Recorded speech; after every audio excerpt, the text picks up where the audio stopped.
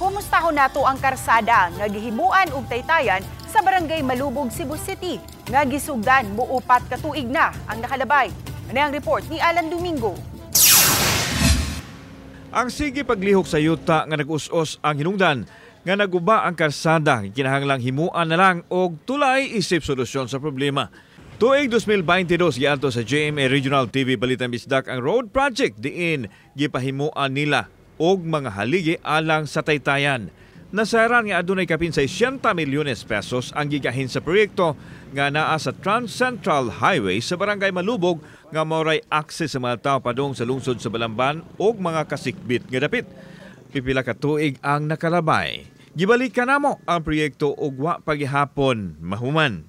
Gitrabaho na kining naasoing proyekto apan aton sa sayran nga lahi na dahi ang kontraktor nga ni Sao nining naasoing proyekto diri sa Trans Central Highway.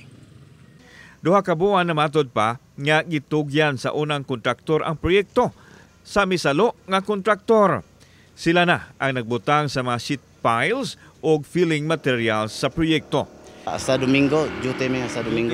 Paspasan. O sa'y mando sa inyo ha, paspasan eh? Paspasan. So sir, ako klarohon, igo na mo ni Salo, ani? Oo, igo namin ni Salo.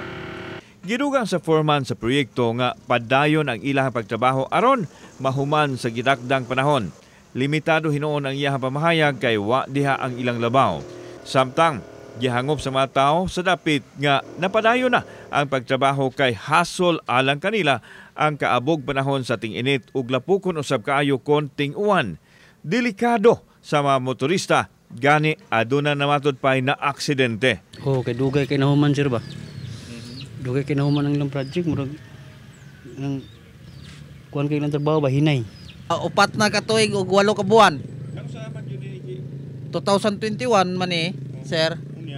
Ya wa pa gali nahuman, apoy klaro tong mortar.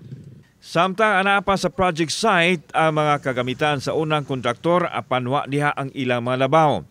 Ang Department of Public Works and Highways kung DPWH Cebu City Engineering Office mibalibad sa interview ug nangayo sila og formal letter request alang sa pagpangayo og dokumento sa ilang mga proyekto. Kauban si Clover Lumayag ug Rod Prado, ako si Alan Domingo. Balitang Bisdak.